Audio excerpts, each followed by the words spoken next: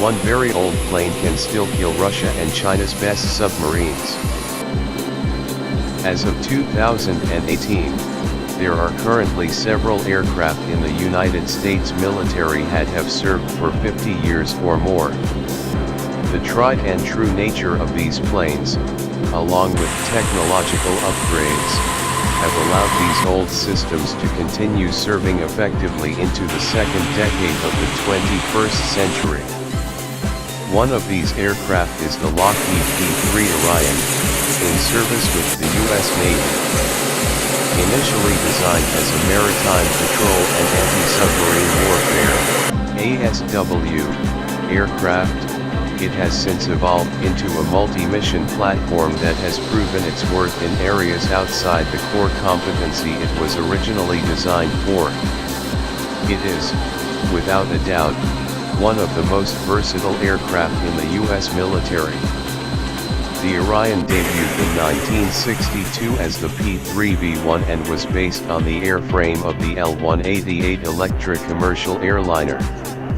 A month later, the military revised its designation system and it became the P-3A. Throughout the Cold War, the Orion served predominantly in the maritime patrol and ASW role, tracking Soviet Navy submarines and preparing to destroy them, if necessary. The plane's versatility was recognized early. Numerous P-3s were converted to suit a variety of specialized military and non-military roles, including scientific research, meteorology, customs and border security, and electronic intelligence, ELINT. This last role would produce the EP-3 Aries variant, which was involved in the infamous 2001 Hainan Island incident, in which a Chinese fighter collided with the Navy EP-3, killing the Chinese pilot. The American plane was able to make a safe landing, but its crew of 24 were held captive for 10 days before being released. Other countries recognized the utility of the P-3 and the aircraft has gone on to serve with 18 other nations. The list of foreign operators is quite diverse, ranging from staunch U.S. allies like Australia to sworn enemies like Iran, though the acquisition was made during the Shah's reign when Iran was an American ally. At its apex, there were 24 active-duty P-3 squadrons across the U.S., along with 13 Naval Reserve squadrons, 3 test and evaluation units, an oceanographic development squadron, plus 2 special projects squadrons, whose activities were highly classified. Today, the Maritime Patrol and Reconnaissance (MPR) community is about half the size it was from its halcyon days. The remaining P-3s in service are divided among patrol and reconnaissance groups Atlantic and Pacific, the former possessing Patrol and Reconnaissance Wing 11 and the latter Wings 1, 2, and 11 as well. Unlike during the Cold War, the MPR community is based almost exclusively out of Naval Air Station Jacksonville on the Atlantic side and Naval Air Station Whidbey Island on the Pacific. Though there are 18 squadrons across the two groups, the gradual replacement by the Boeing P-8A Poseidon has reduced the number of P-3 squadrons to only 3, all stationed at NAS Whidbey Island. These are BP-1 Screaming Eagles, BP-40 Fighting Marlins, and BP-46 Grey Knights, which has the distinction of being the second oldest aircraft squadron in service. They are augmented by 2 Naval Reserve squadrons, a Special Projects Squadron based at Marine Corps Base Hawaii, and BP-30 in Jacksonville, which continues to serve as Lone Fleet Readiness Squadron, FRS, for both the Orion and Poseidon. Finally, last, but not least, the EP-3 Aries II continues to serve in a single squadron, VQ-1 World Watchers, out of Whidbey.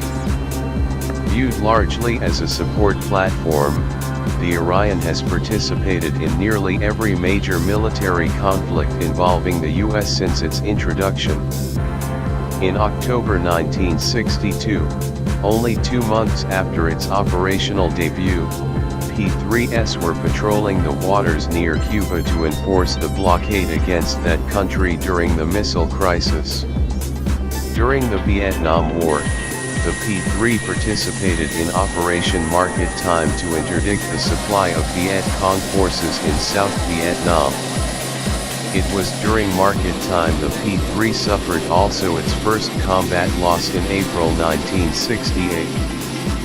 During the 1991 Gulf War, P-3s were flying surveillance missions in theater and were valuable asset. Though it expended no ordnance of its own, Orion crews coordinated attacks against Iraqi naval vessels, contributing the destruction of dozens of Iraqi surface combatants. When the Soviet Union collapsed later that year, it reduced the need for the P-3s but did not take the wind out of the sails of the P-3s original mission just yet. Rather, the P-3s needed to exhibit capabilities beyond ASW and maritime patrol to avoid the chopping block that the post-Cold War defense environment had created. The P-3s succeeded in proving their worth 2 years later, when they were supporting the efforts of U.S. Special Operations Forces in Somalia. During the infamous Battle of Mogadishu, in which over the U.S. lost 2 Black Hawk helicopters and 100 Army Rangers and Delta Force operators held off thousands of hostile Somalis, Navy Orions provided vital aerial surveillance. In fact, the footage of the Black Hawk helicopters getting shot down was recorded by EP-3. The aircraft provided overwatch for the entirety of the battle, demonstrating its value as an all-seeing eye watching the backs of troops on the ground. This capability would become even more critical with time. From its start in 2001, the U.S. war in Afghanistan has been heavily aided by the P-3 in hunting down Al-Qaeda terrorists and engaging Taliban fighters. Though largely a maritime platform, upgrades via the Anti-Surface Warfare Improvement Program, (AIP), allowed the Orion to better observe events ashore, including the mountainous terrain of Central Asia. P-3s not only watched the backs of American special operators, but also found hostiles hiding in the treacherous terrain and human-occupied caves through forward-looking infrared (FLIR)